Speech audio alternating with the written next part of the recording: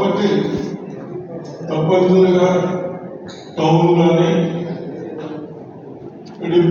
బోధన మండలి కానీ ఎడుపల్లి మండలి కానీ సార్లు మీ దగ్గర బాగా అయినాయి కానీ ఎలక్షన్ కమిషన్ ఎంత టైం ఇచ్చిండ్రు మళ్ళీ చెక్ చేసుకోండి. ఓటు ఒకటే మాట కదా ఒకసారి ఉంటుంది అర్థమైందా?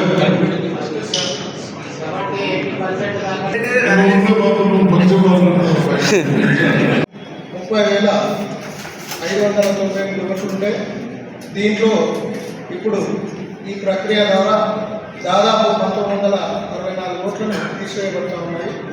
మనం ఇప్పుడు 93.58 ఓట్స్ మనకు అవైలబుల్ అయినాయి.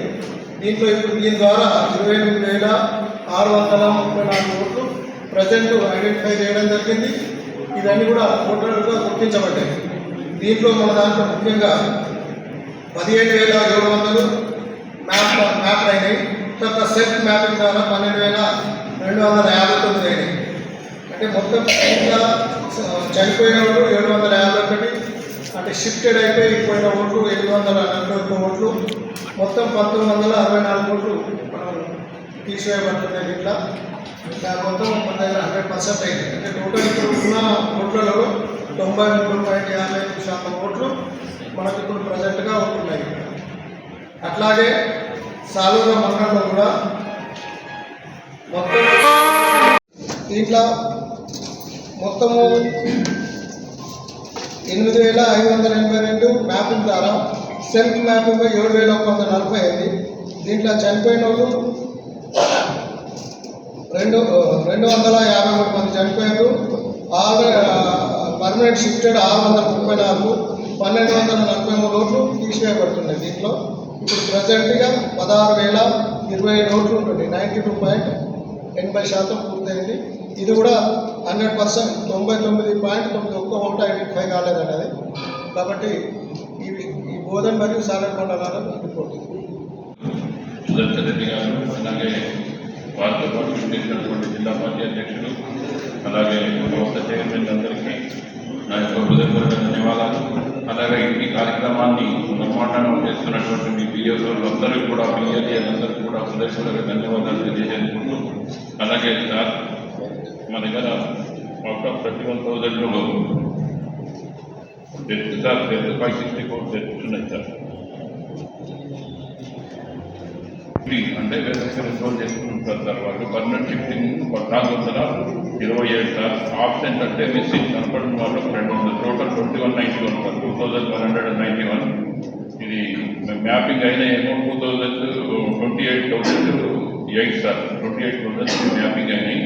2,191 ఓట్లు డిలీట్ అయినాయి సార్. నెక్స్ట్ 10th నాడు డ్రాఫ్ట్ రిలీజ్ అవుతుంది. డ్రాఫ్ట్ అంటే in the sense voter list 10th నాడు రిలీజ్ అవుతుంది.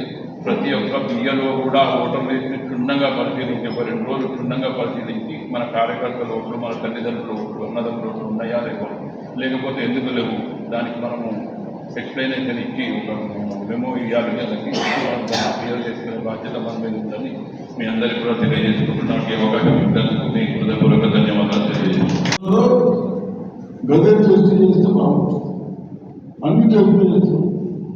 టెస్ట్ చేయడం ఉత్తరం చేయాలి కదా. ఏమో మీ ప్రజలు ఉత్తరం చేస్తారా?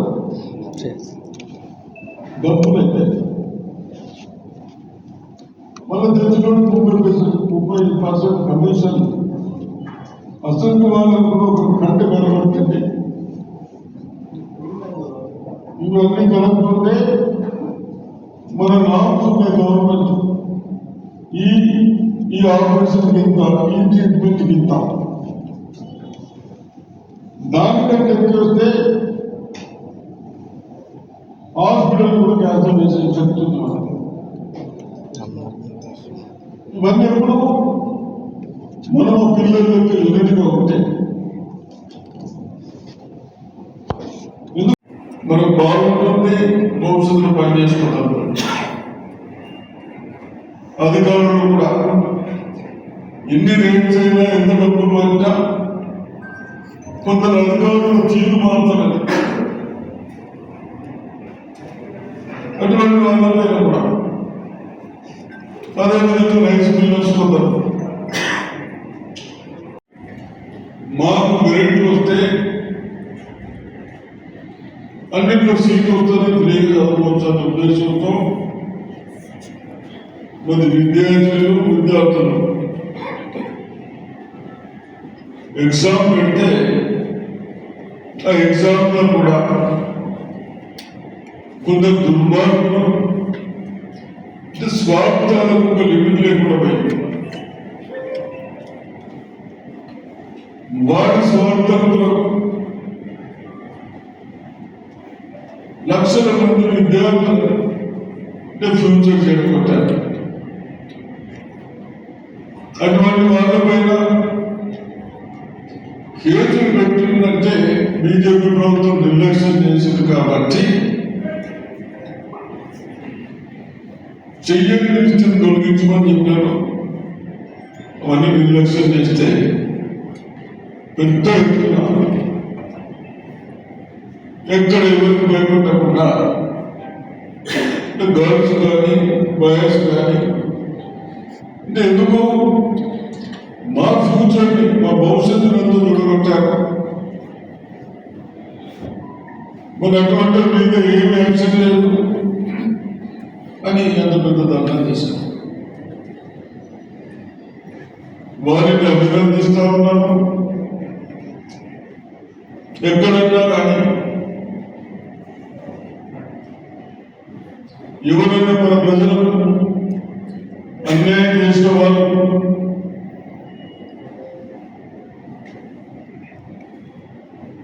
వాళ్ళ పైన గట్టిగా మాట్లాడి నీ ఒక్కరితో కాకుండా 10 మంది డబ్బులు తీసుకు ఒకటి 80 లక్షలు ఒకటేమో 70 లక్షలు 2 పంటలు లక్షలు 1,50 లక్షల టన్నులు మనం ఉన్నాం. కొన్ని ఎవరికి ఇచ్చినా మిల్లింగ్ చేసి మనం సంఘంలో ఉన్నట్టు కానీ మన వాళ్ళకు సన్నబియ్యం రేషన్ షాపులతో ఇచ్చడానికి కానీ ఇవన్నీ వాళ్ళ దగ్గర పెడితే కొందరు వాళ్ళ స్వార్థాల కొరకు అమ్ముకొని ఇటు పండిస్తలేరు, బియ్యమిస్తలేరు, డబ్బులు కడతలేరు. ముఖ్యమంత్రి గారు ఇదే విధానం అని మన నుంచి రేటు చేపిస్తా ఉన్నారు. అటువంటి వాళ్ళని కూడా నిధులు మనం ఎవరన్నా కానీ ఇబ్బందులు పెట్టిన వాళ్ళని చెప్తాం. అవసరమైతే ఈ రైతు బిల్లు మీ బట్టి ఇడిపోయి ఆయన పైసలు ఇస్తున్నాడు, పండిస్తున్నాడు. రైతులకు కూడా చైతన్యవంతంగా అదేవిధంగా కొంత డాక్టర్స్ హాస్పిటల్లో